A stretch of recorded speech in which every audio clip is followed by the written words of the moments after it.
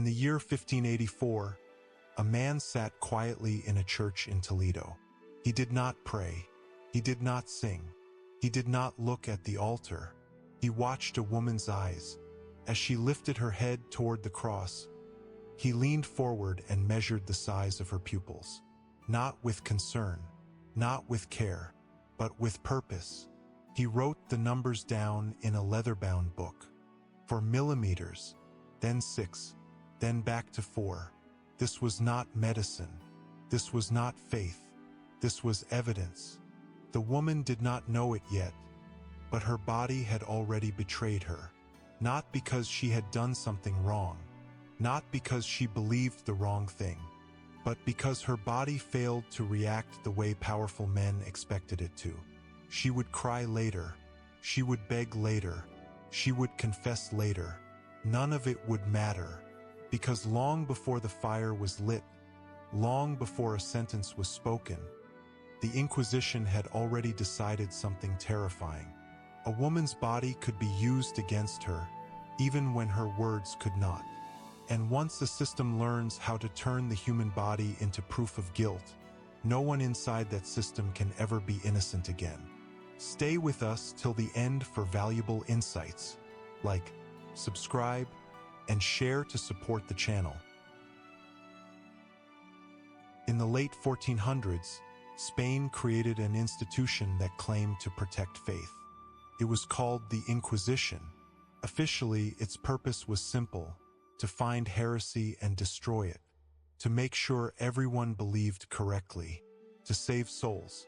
But very quickly, something changed. The Inquisition discovered a problem. Belief is invisible. You cannot see faith. You cannot weigh it. You cannot cut it open and prove it exists. Words were unreliable. People could lie. Confessions could be forced. Silence could mean anything. So the Inquisition began to look somewhere else. They began to look at the body. At first, this seemed logical to them. The body reacts. The body trembles. The body cries. The body sweats. Surely, they thought, the body must reveal what the soul hides. Surely guilt would show itself in flesh. And so, slowly, quietly, the Inquisition stopped listening to what women said and started watching how they moved. By the early 1500s, inquisitors were no longer satisfied with answers. They wanted reactions. They wanted measurements. They wanted patterns. They wanted proof that felt scientific, even when it was not. Women were watched constantly. Did her hands shake when she touched the cross? Did her pulse increase during prayer? Did tears come easily during confession? Did her pupils widen when she looked at holy images? Everything was recorded, not as feelings, not as impressions, but as data. Notaries filled page after page with notes about women's bodies. How often they blinked, how fast they breathed, how much they cried, how long the crying lasted, whether it stopped suddenly, whether it looked real. And here is the most important thing to understand. These observations were not random. The Inquisition created manuals, hundreds of pages long, detailed instructions explaining how a true believer should physically respond to faith, how grief should look, how repentance should sound, how fear should move through the body. They believed they could map devotion. If a woman's body followed the map, she might live. If it did not, she would be accused of hiding something. This is why women were targeted more than men. Inquisitors believed women were weaker, more emotional, more physical, more likely to show inner truth through outer signs. They believed women's bodies were easier to read and easier to judge. By the mid-1500s, more than half of the people brought before Inquisition tribunals were women. Not because women committed more heresy, but because their bodies were seen as better evidence. And once the body became evidence, innocence became impossible. Because what is the correct way to cry? How much trembling is enough? How long should grief last? No one could answer that. Not even the inquisitors agreed among themselves. One man would say the tears were too few. Another would say they were too controlled. Another would say they were excessive and therefore fake. Too little emotion meant guilt. Too much emotion meant guilt. The right amount moved constantly. This was not a mistake. It was the design. The Inquisition did not need to prove that a woman was guilty. It only needed to create a system where her body could always be judged as wrong, where every breath, every tear, every movement could be turned into suspicion. This is the world Isabel de Córdoba lived in. By the time her pupils were measured in that church in Toledo, the decision had already been made. Her body would be tested, observed, interpreted, and no matter how carefully she tried to behave, the test itself was impossible to pass. Because once an institution decides that your own flesh can testify against you, you are never truly safe. Isabel de Córdoba was taken from her home without shouting, without violence, without explanation. Two men came to her door early in the morning. They were calm, polite. One of them carried a paper sealed with wax. They did not tell her what she was accused of. They did not argue. They did not threaten. They simply told her to come with them. This was deliberate. The Inquisition had learned something important. Fear makes people unpredictable. Panic creates noise, and noise ruins observation. They did not want Isabel terrified. They wanted her watched. She was taken to a room they called the audience chamber. It was not a dungeon. There were no chains, no torture devices, no screaming prisoners. The room looked ordinary. A table, 3 chairs, a crucifix on the wall, a small window with iron bars that let in sunlight. The room felt safe. That was the trap. Isabel was told to sit. Then nothing happened. Hours passed. No questions, no accusations, no explanation. She sat alone while 2 men watched her from behind a wooden screen. She could not see them, but she knew they were there. She could hear the scratch of a pen, the soft movement of paper. They were not writing her words. She had not spoken. They were writing her body. Every movement Isabel made was recorded. How often she shifted in her chair. How many times she touched her face. How her breathing changed when footsteps passed the door. How long she stared at the crucifix before looking away. This was not interrogation. It was cataloging. The Inquisition believed the first hours revealed the most truth. When a person did not yet know what they were accused of, they believed the body would react naturally. They believed guilt would appear before language had time to prepare lies. Isabel did not know that while she waited, she was already failing tests she had never agreed to take. Her hands did not shake enough. Her breathing remained too steady. Her eyes did not linger on the cross long enough. None of this meant anything in reality, but in the ledger it meant everything. After many hours, an inquisitor finally entered the room. He did not sit across from Isabel. He sat beside her, close enough that she could smell the ink on his clothes. He did not ask about religion. He asked about her life, her marriage, her wedding night, her feelings, whether she cried when she gave birth to her daughter. Isabel was confused. She tried to answer carefully. She tried to sound sincere. She did not understand that her answers did not matter, because while she spoke, another man was watching her pulse, counting her breaths, measuring the space between heartbeats with a water clock. The inquisitor asked her to look at the crucifix on the wall. He held up a small mirror close to her face. He watched her reflection. He watched her eyes. When he was finished, he made a note. Her pupils had not changed the way they were supposed to. Isabel did not know this, but families like hers had been preparing for this moment for generations. Women were taught how to cry during prayer, how to let their hands tremble, how to look overwhelmed by faith. Isabel had practiced. It did not save her, because the system did not reward effort, punish deviation. After long hours, Isabel was taken to a cell. Not a dungeon, just a small room with a candle, a straw mattress, and another woman. Her cellmate smiled kindly. She spoke gently. She seemed tired. She seemed afraid. She was not a fellow prisoner. She was a witness. The Inquisition had another rule.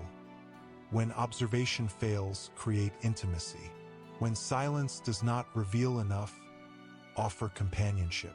People speak freely when they believe they are safe. Isabel talked.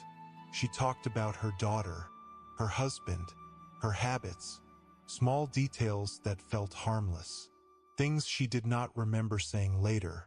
Everything was written down, even the pauses, even the sighs. Isabel did not realize that the room she was placed in was designed to remove something more important than freedom. It was designed to remove privacy. Days passed in the cell, and Isabel began to understand something terrible. No one was waiting for her to explain herself. No one was trying to find out what she believed. The questions kept coming, but they were never about truth. They were about reaction. Her cellmate spoke softly at night. She prayed out loud. She cried during prayers. Her hands shook as she held her rosary. Tears ran down her face when she spoke the words slowly, carefully, perfectly. Isabel watched. She learned. This was not comfort. This was instruction. The message was clear. This is what real devotion looks like. This is how the body of a faithful woman behaves. So Isabel tried. She prayed. She cried. She let her hands tremble. But the problem was never effort. The problem was judgment. Behind the walls, a notary listened. He wrote down when Isabel cried, how long it lasted, whether the crying stopped suddenly, whether it seemed connected to her words or to the presence of her cellmate. When Isabel's tears stopped too quickly, it was noted. When they continued too long, it was noted. When her voice broke, but not enough, it was noted. Everything became suspicious. On the seventh day, Isabel was brought back to the audience chamber. This time, she confessed. She admitted to lighting candles on Friday. She admitted to avoiding pork. She admitted to teaching her daughter a prayer she had learned as a child. She told them everything. She wept as she spoke. Her chest hurt. Her throat burned. Her body shook with fear and grief. She believed this was what they wanted. Confession meant forgiveness. Everyone knew that. Confession meant reconciliation. Public shame, yes. Penance, yes. But survival. The inquisitors listened calmly. They asked questions. They wrote carefully. When she finished, they thanked her. Isabel felt relief. She did not see the final note being written. It was only one sentence. Her confession showed physiological inconsistency. That sentence destroyed her. The Inquisition had rules about confession. Not rules about honesty, but rules about how remorse should look. True repentance, they believed, followed a pattern. Tears should be heavy. Trembling should start in the hands and move through the body. Breathing should become difficult. The body should appear overwhelmed by the weight of sin. Isabel cried, but not correctly. Her trembling did not spread enough. Her breathing stayed too controlled. Her collapse was incomplete. This meant her confession was judged false, not because of what she said, but because of how her body behaved while saying it. And Isabel almost certainly knew this. By that time, women whispered warnings to each other. Practice your confession. Practice fainting. Practice shaking. Practice losing control. But there was a trap. If your grief looked rehearsed, it was guilt. If it looked controlled, it was guilt. If it looked natural, it was judged against a standard that kept changing. There was no safe response. Too little emotion meant calculation. Too much emotion meant performance. The system was built so that confession could never fully succeed. Isabel was moved to another cell. She was told preparations were being made. She believed she would live. She did not know that her body had already failed again. Because the Inquisition did not want repentance. It wanted submission so complete that even the body could not resist judgment. For a long time, history told a simple story about the Inquisition. It said the men who ran it were ignorant, superstitious, trapped in old beliefs. It said they truly believed the body revealed the soul. That story is comforting, because if cruelty comes from ignorance, then knowledge can stop it. But the records tell a different story. By the early 1500s, inquisitors were already testing their own ideas. They did not rely only on belief. They experimented. They compared groups. They observed patterns over time. They wrote down results carefully. They brought different people into the same rooms. They asked the same questions. They measured the same reactions. Converted Jews and lifelong Christians were tested side by side. Their pulses were counted during prayer. Their tears were measured during confession. Their pupils were watched as they looked at the cross. The results were clear. There was no difference. Some cried. Some did not. Some trembled. Some stayed calm. Some reacted strongly one day and weakly the next. The body did not reveal belief. Several inquisitors noticed this, and some of them wrote it down. Not in official rulings, not in public statements, but in the margins of manuals, in private notes meant only for other officials. They admitted the truth quietly. The measurements were unreliable. The observations proved nothing. The body could not distinguish faith. And then something chilling happened. They did not stop. They did not apologize. They did not abandon the method. They expanded it. More tools were ordered. More mirrors. More measuring rods. More detailed instructions. More training manuals explaining how to interpret tears, breathing, trembling, silence. This was not ignorance anymore. This was choice. The Inquisition had learned something more important than truth. They learned control. When people believe their bodies can betray them, fear becomes internal. You no longer need chains. You no longer need guards everywhere. People begin to watch themselves. Women learned to monitor their own breathing. They learned to control their crying. They learned to distrust their natural reactions. Mothers taught their daughters how to perform grief without overperforming it. How to shake but not too much. How to cry but not too long. How to survive by turning the body into a careful act. The Inquisition did not need to prove guilt. It only needed to make innocence impossible. By the time Isabel de Córdoba stood before her judges, the outcome did not depend on what she believed or what she said. It depended on whether her body could meet a standard designed to keep moving. And no body ever could. The day Isabel de Córdoba was executed arrived quietly, yet it carried a weight heavier than any stone wall. Toledo's streets were filled with people, curious, fearful, obedient. More than 4,000 eyes would watch what happened next. Children, men, and women. Everyone learned the lesson before the flames even touched her. Isabel walked to the plaza with 14 others, 11 women, 3 men. Each wore the San Benito, a garment painted with flames and devils, marking them as condemned. Their crimes had been read aloud.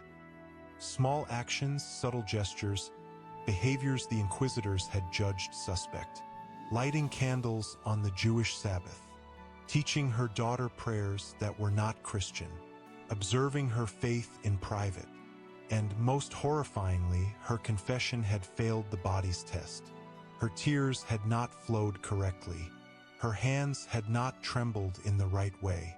Her body had betrayed her, even while her mind had complied. The fire was not swift. The authorities offered a final chance. Confess again, properly this time, with your body performing exactly as expected, and a quicker death, a mercy killing, could be granted. Isabel did so. She tried. She wept harder. She trembled as instructed. She spoke words of repentance. But the notary's pen moved slowly. Her voice was too steady, her eyes too dry.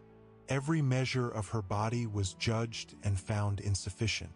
The flames were lit.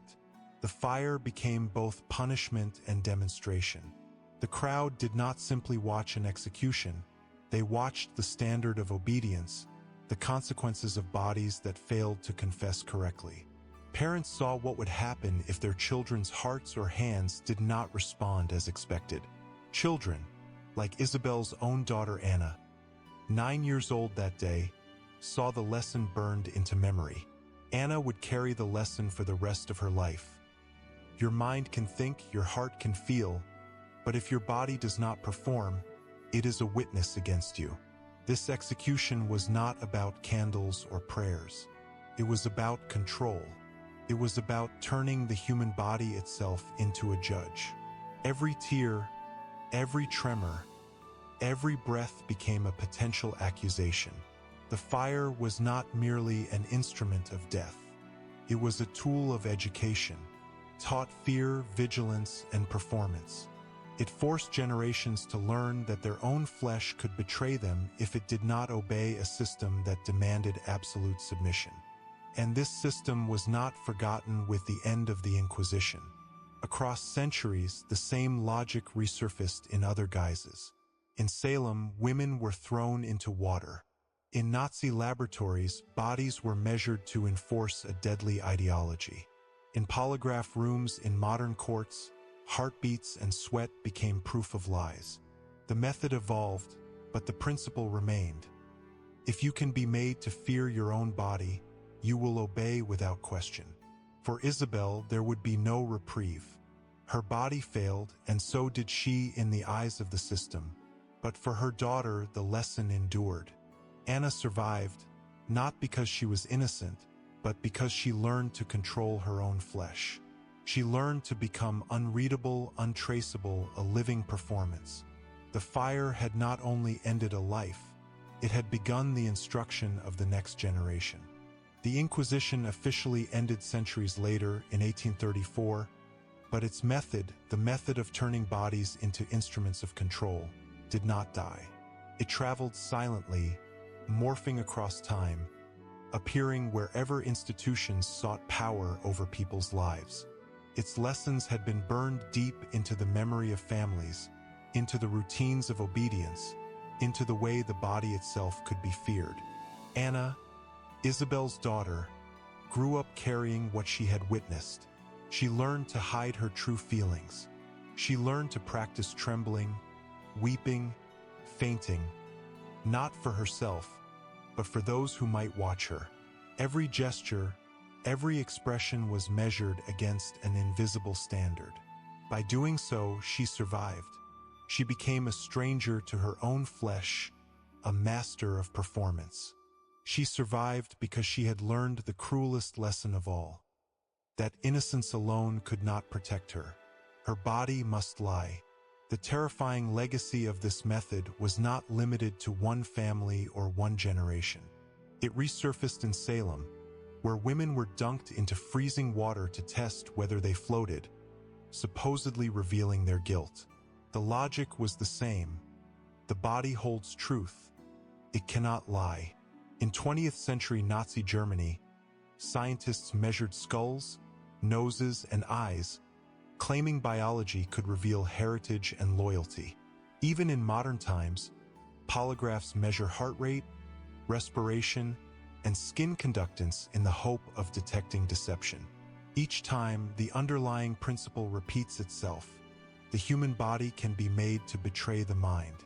And each time, the innocent are at the mercy of the observer's judgment. What made the Inquisition particularly horrifying was its systematized cruelty. It was not the fire that killed Isabel. It was the method. The observation, the cataloging, the measurement, the impossible standard of bodily compliance. It forced people to question every blink, every breath, every tear, to wonder if their own flesh might condemn them, to fear that nothing they said, nothing they felt, could ever escape scrutiny. It was a terror more intimate than any blade, because it lived inside the victim.